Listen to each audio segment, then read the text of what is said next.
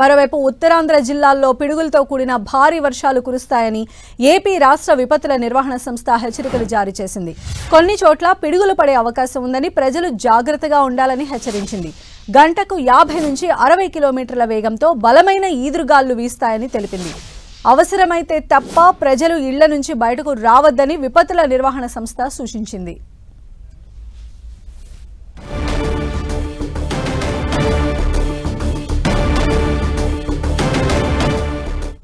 మరిన్ని అప్డేట్స్ తెలుసుకుందాం. మా ప్రతినిధి జార్జ్ మనకు అందుబాటులో ఉన్నారు. జార్జ్,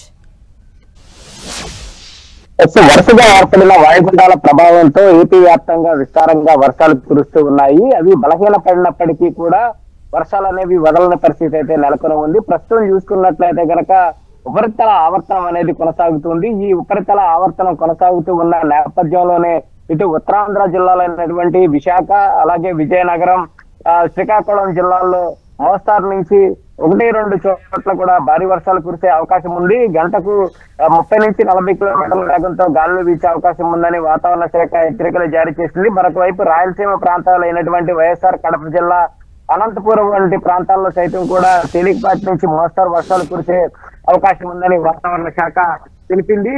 ప్రస్తుతం చూసుకున్నట్లయితే కనుక గత 3 వారాల నుంచి కూడా ఎడతెరపి లేకుండా వర్షాలు రాష్ట్ర వ్యాప్తంగా కురుస్తూనే ఉన్నాయి.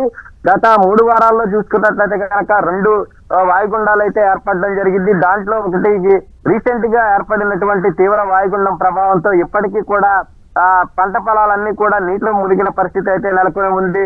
ముఖ్యంగా ఉత్తరాంధ్ర జిల్లాలో ఈ తీవ్ర వాయుగుండ ప్రభావం చాలా తీవ్రత చూపిందనే చెప్పుకోవాలి.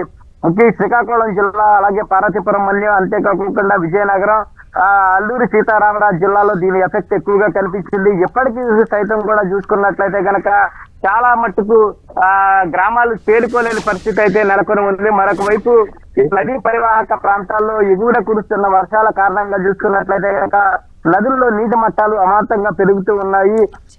ఈ నేపథ్యంలోనే నదీ పరివాహక ప్రాంతాలన్నీ కూడా వరద ఉధృతి తగ్గేంత వరకు కూడా అప్రమత్తంగా ఉండాలని వాతావరణ శాఖ చెప్తూ ఉంది.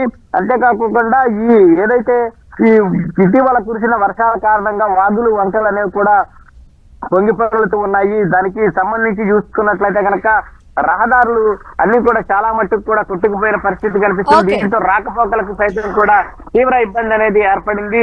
ఏదేమైనప్పటికీ రాగల 2 రోజుల పాటు కూడా ఉరుములు, మెరుపులు, పిడుగులతో కూడిన వర్షాలు అనేవి కురిసే అవకాశం ఉంది. కాబట్టి ఇటు లోతట్టు తీర ప్రాంత ప్రజలు అప్రమత్తంగా ఉండాలి. ప్రజలెవరూ కూడా వాగులు, వంకలు దాటే ప్రయత్నం చేయకూడదు. చెట్ల కింద మాత్రం ఎట్టి పరిస్థితుల్లో ఉండకూడదని వాతావరణ శాఖ హెచ్చరికలు జారీ చేస్తూ ఉంది.